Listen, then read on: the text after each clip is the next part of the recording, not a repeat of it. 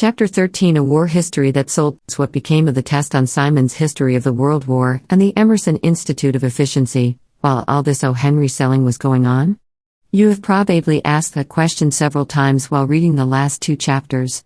They were not neglected, you may be sure, even though they were outshone. Messrs. Lanier and Stone were two good businessmen to ever keep all their eggs in one basket. The time when one product was going best was always the time they were testing most assiduously to find something else to take its place when it was sold out. The efficiency course test did only moderately well. We sold perhaps $150,000 worth of them a year for the next 2 or 3 years, but never enough to get wildly excited about. Compared to the sales we were making on books, the results from the letters on this course pale into insignificance. But just as samples of success course letters, we give a few of them here. You've got to have more money. Living expenses, food, clothing, rent, amusements have doubled or more than doubled in cost. How can you increase your earnings enough to keep up with these increased costs?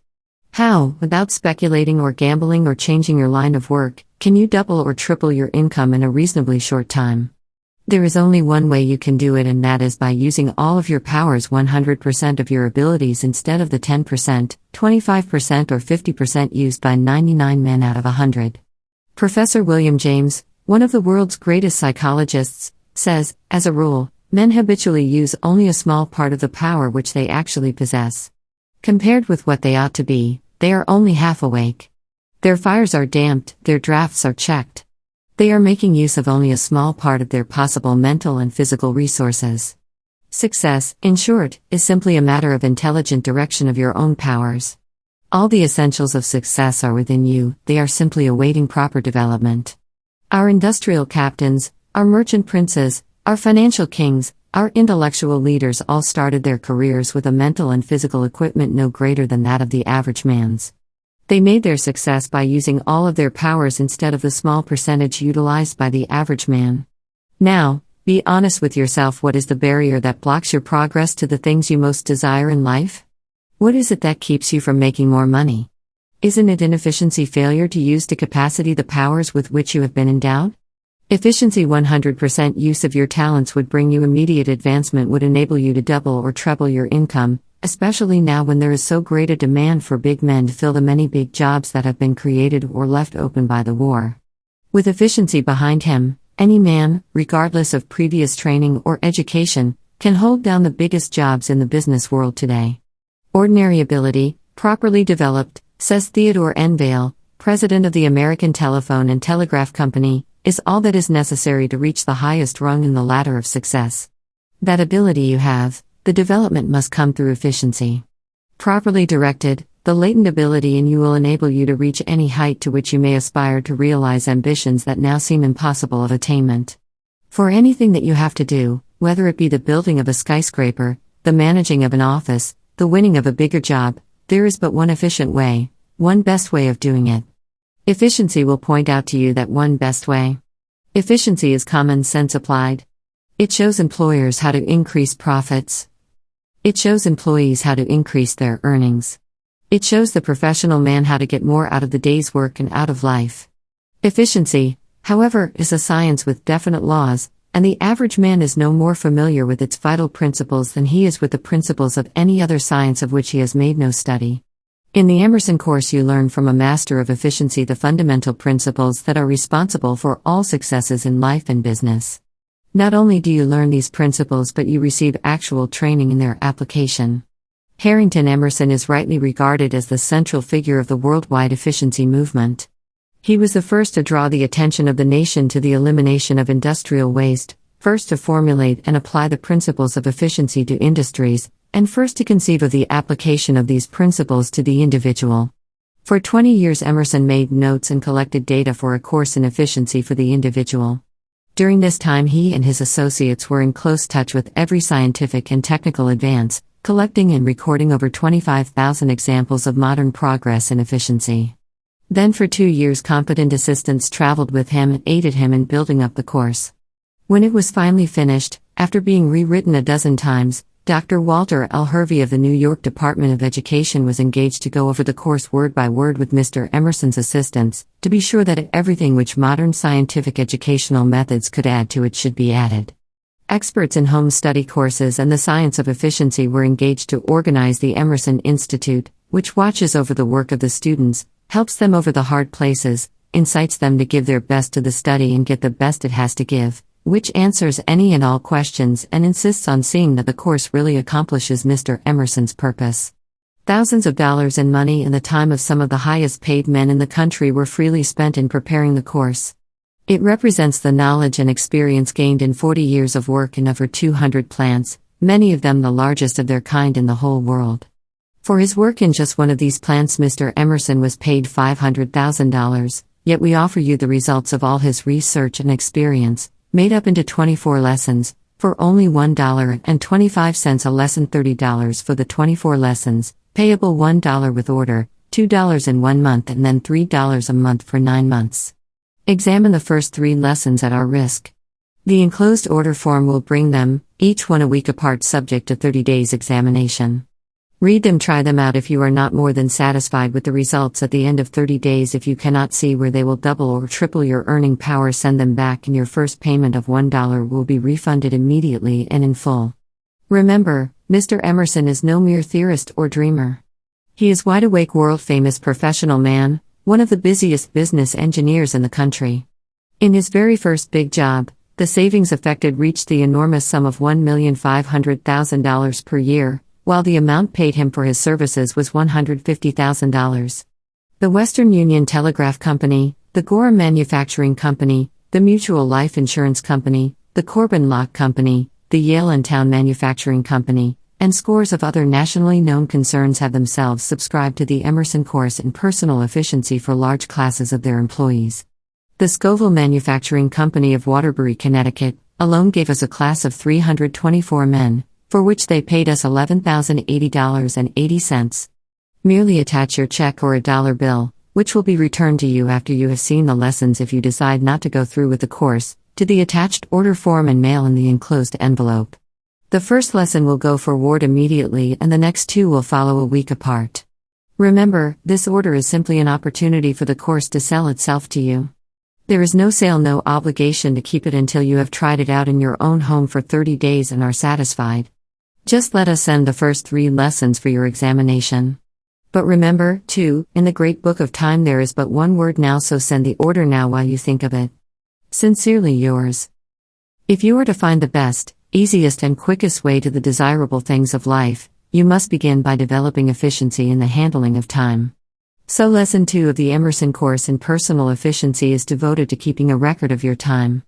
This record will measure your progress and show its direction. It will warn you of wrong methods and inefficient operations. It will show the way to shortcuts and furnish a basis for all future work in efficiency development. We are mailing Lesson 2 to you today, although your first payment of $2.50 has not yet reached us. However, $2.50 a month, 80 a day is so trifling a sum compared with the dividends and actual money that this course will pay you and pay you immediately that we are sure your failure to forward your first payment has been due merely to oversight on your part.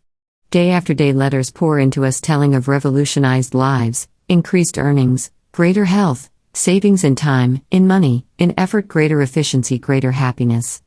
There is the merchant who increased the business of his store $36,000 a year as a result of efficiency. There is the man who had to borrow the money to subscribe for the course and who is now, as a result of efficiency, the president of a large pneumatic tool company out in the Northwest. This man thinks so much of the course that every year, at Christmas time, he gives a number of them to his friends. There is a young fellow just out of school working for a salary of $35 per month. Through the course he got the training that enabled him to fill a position paying $250 per month. One man writes, "I'm 58 and I've just begun to live."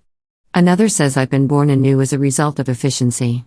One man tells us of increasing his monthly earnings over 1,000%, another of tripling his business before finishing the course. For everything that a man wishes to do, whether it is the building of a skyscraper, the writing of a novel, the managing of an office, the winning of a bigger position, there is but one efficient way, one best way of doing it. The purpose of the Emerson course is to enable you to find that one best way so that you can accomplish easily and quickly the things you have to do as well as the things you want to do. Efficiency is a science with definite laws, And the average man is no more familiar with its vital principles than he is with the principles of any other science of which he has made no study.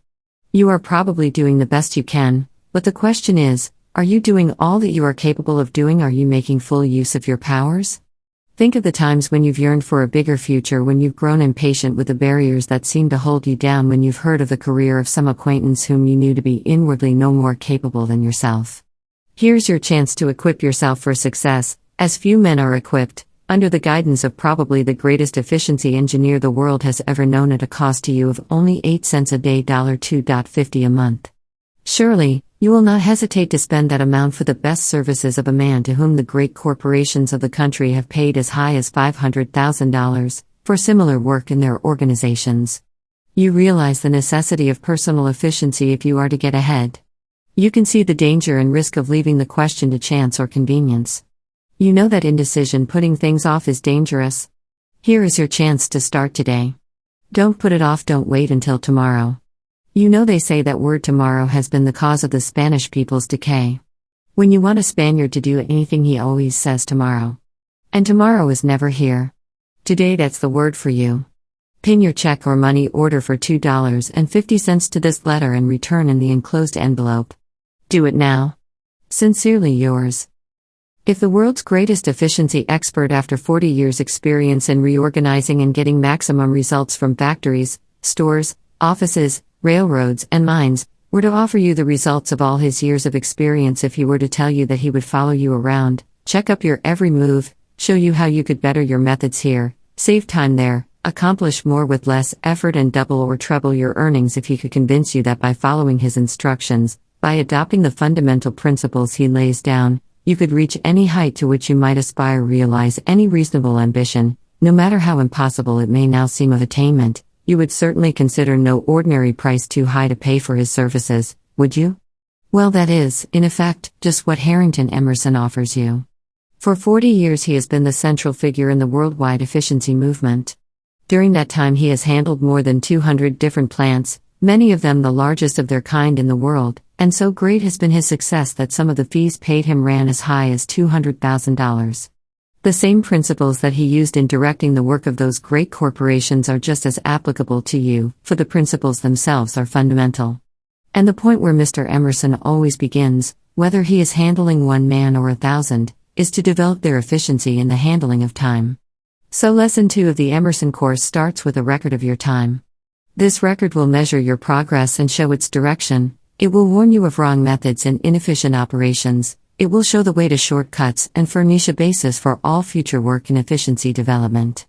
We are mailing Lesson 2 to you today, although your first payment of $3 has not yet reached us. However, $3 a month, 10 cents a day is so trifling as sum compared with the dividends in actual money that this course will pay you, and pay you immediately, that we are sure your failure to forward your first payment has been due merely to oversight on your part.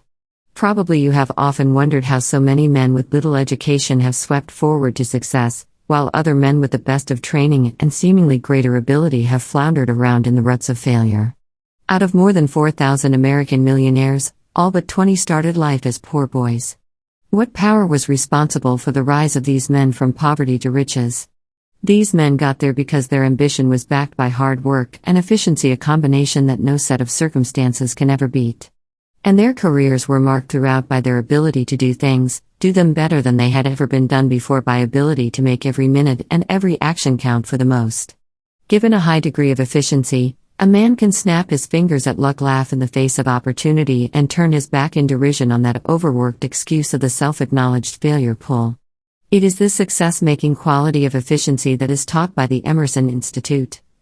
Here you get the real secret of success. Here you learn what it is that makes men succeed in life. Here you receive careful and scientific training in the qualities you must have to achieve your life aim. Merely attach your check or money order for $3 covering the first payment of this course to this letter and return in the enclosed envelope. You will look back upon it forever after as the passkey that opened to you the door of success. Very truly yours. Simon's history, however, did very well, and while it did not pay out on as large a number of lists as O. Henry, the lists it did work on pulled surprisingly good percentages of orders. Here again it was the scheme that sold rather than the copy. When I went with The review: they had sold only 5,000 sets of Simon's History in over 2 years. In the next 2, they sold about 70,000 at from $17 to $25 a set. It wasn't merely more effective copy that made all that difference. It was the plan behind the copy. We had been trying to sell the books as the most graphically interesting and authoritative history of the war. And they wouldn't go. Why? Because the war was but just over, and most people felt rightfully enough that the facts were not all out yet, and they would wait to get their history until the real, inside story was available. So we had to find a reason why they should order at once. We found it in a premium. 6 little volumes of intensely interesting true stories of the war. We offered them free if the reader would send in his order at once. What happened? Instead of 5,000 sets in more than 2 years, we sold nearly 35,000 in less than 1 year. Then the sale dragged. What should we do? What had succeeded on O. Henry? A last chance offer? So the second year we made it your last chance to get true stories free, and sold another 25,000 sets. Following that, we tried out various premiums and managed to dispose of some 5,000 to 10,000, but none of them ever showed the vitality of true stories. Then, too, the public taste for war stories and war histories showed a sudden and most decisive drop about a year after the armistice, so we felt that we did well to sell as many histories as we did. Here are some of the most effective letters and circulars we did it with, while they last. Dury's History of the World Free. Dear Sir, for years now you have heard of Frank H. Simons. You have seen his articles in the newspapers and magazines and thought that someday you would own a set of his History of the World War for yourself. But you have put off the sending from month to month. The time for that is gone. Now today you must order your set of Simons too. Get with it. Dury's History of the World Free. It happens that we have left over from a huge edition a few hundred sets of this wonderful world history, over 3 million copies of which have already been sold. These few hundred sets are not enough to sell in our usual way, so while they last we will give one of them free with each set of Simon's History. In Frank H. Simons' History of the World War you get the complete, authoritative, permanent story of the Great War, the only narrative history of the war that has yet been written. In Dury's wonderful volumes, you get the history of the world before. They show you the glory that was Greece and the grandeur that was Rome. They guide you through the Middle Ages, the picturesque days of feudalism and the Crusades. They take you through the Renaissance, the revolution in art, science and letters. They show you the recent history of Europe and how for 100 years it has been shaping itself towards the gigantic conflict just ended. Your last chance to get Dury's History free. There are only a few hundred of these sets left, just a remnant of our last big edition, and they won't last long. Now, while you can get your Simon's History at its regular price and this greatest of world histories free, this is your chance. The card brings you both sets, the 5 magnificent volumes of Simon's, illustrated with over 1,000 paintings, drawings and photographs, and the 4 volumes of Dury free. We pay all the charges. When you get your set of Simon's History, look over its lustrous pages, a quiver with a thrilling story of the greatest conflict in history. When if you don't think it is well worth the price even without the 4 free volumes of Dury, send it back. Otherwise 500 a week makes both sets your own. An endless source of inspiration and delight and pride. Send the card now without money while you can get one of these few sets of Dury's History free. This is your last chance. Sincerely yours. This letter, as you will notice, offers Dury's History of the World as a premium. It is just an adaptation of a similar letter that offered true stories. We wanted to find the most effective premium possible, so we tried half a dozen different ones. The next letter shows still another premium, Tumulty's Wilson as I Know Him. Both of these pulled reasonably well, but nothing to compare with this story's. Here is the Tumulty letter. Did you ever get $10 for nothing? Here is your chance. If your card comes in before January 1st, we will send you not only Tumulty's Story of Wilson, for which the New York Times paid $25,000 and which added 50,000 new subscribers to their lists, but in addition, we will send you, without extra charge, H.G. Wells' Outline of History in the new, thin paper, single volume edition. In other words, by mailing your order at once, you get 2 5 books without 1 cent of cost. Dear Sir.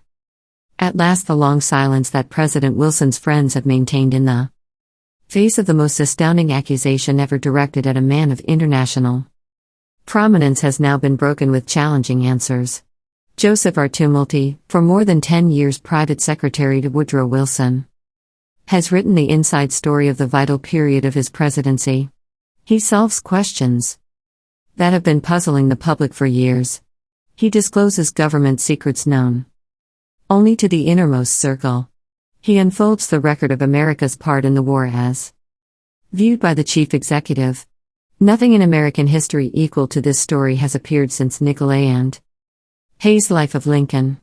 The New York Times paid $25,000 for the exclusive rights to it in the Middle Atlantic states, the highest price ever paid for such a series.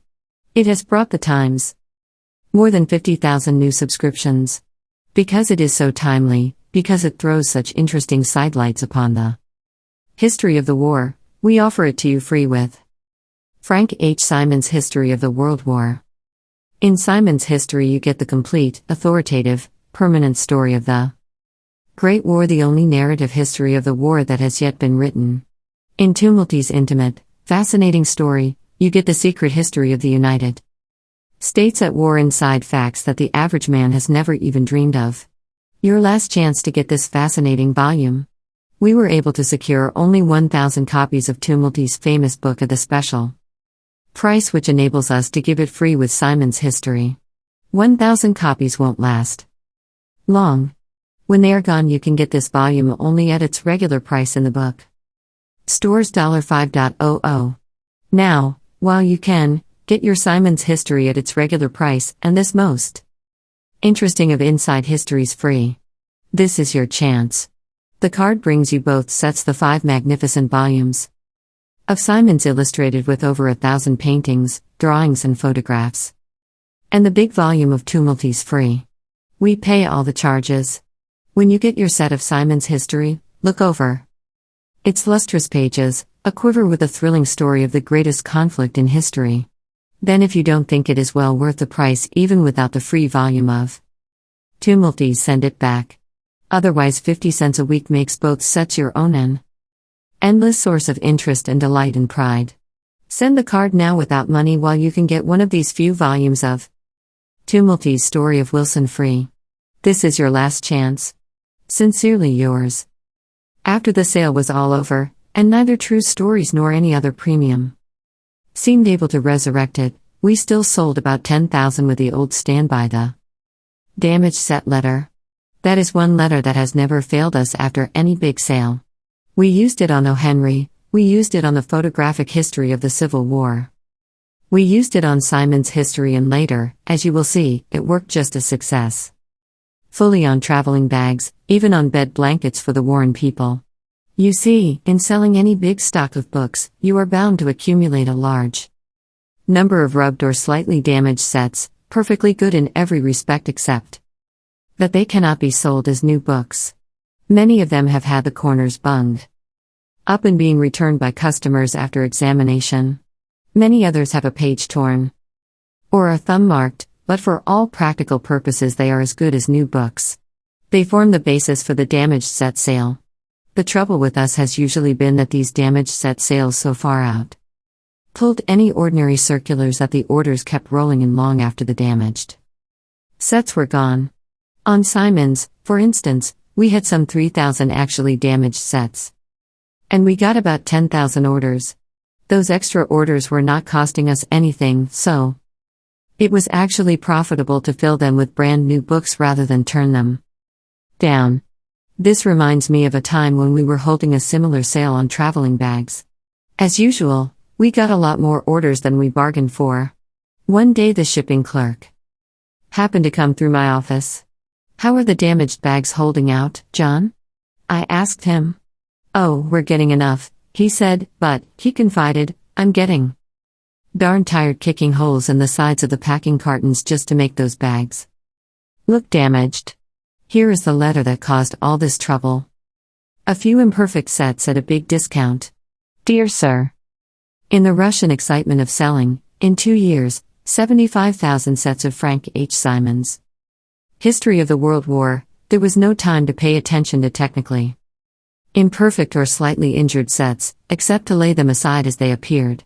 Some of them were wrongly bound, some slightly damaged from stockroom handling so slightly that you would have to make a close inspection to discern the damage, but still you know how it is they cannot be sold as perfect books.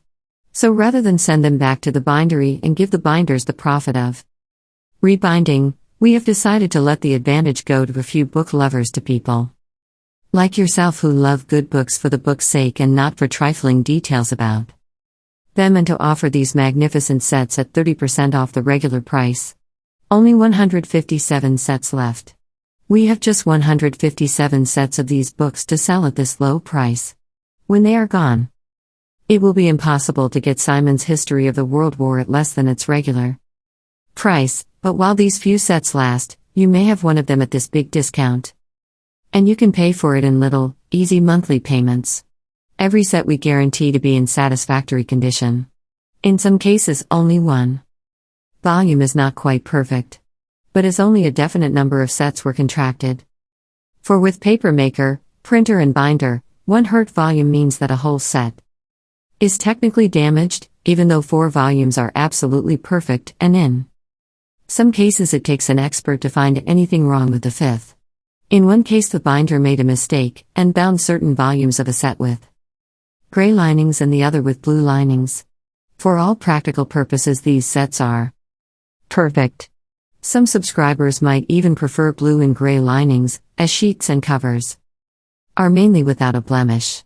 We will, of course, ship the books subject to your approval, to be returned at our expense if not satisfactory. We always do that. Signing and mailing the enclosed card puts the burden of proof upon us and incurs not the slightest obligation. But you must act at once. There are only 157 sets left, and the best ones will naturally go to those who reply first. So sit down right now and put your name on the enclosed card and drop it in the mail. Very truly yours. How is it that a letter which sells histories and O. Henry stories in unusual volume is just as successful in selling bed blankets and traveling bags? Because the one constant factor in selling is human reactions. We seldom try to sell merchandise. We sell ideas. And my experience has been that a fundamentally sound idea which will sell books in great volume will be just as successful in moving traveling bags or bed blankets or any other merchandise, if properly adapted to them. The adapting is the job. Many writers make the mistake of thinking that if they copy the wording of a successful letter, their letter is bound to pull too. There is no bigger mistake. The wording counts for little. It is the way you adapt the idea back of the successful letter that counts. The best illustration of this I have seen was at Warren. A couple of men who had been with the Warren Company for several years, one in the advertising and the other in the list department, felt that they had all the information they needed as to copy, lists and products, and started a rival mail order company of their own, getting a local merchant to back them. They used the same lists of names the Warren Company had been using. They copied letters and circulars almost word for word. They offered the same products. Yet from the very beginning they were a failure. And in a couple of years' time they passed completely out of the picture. Why? A dearth of ideas. They thought mere words could do the trick. Words are empty sounds. It is the images back of them that counts.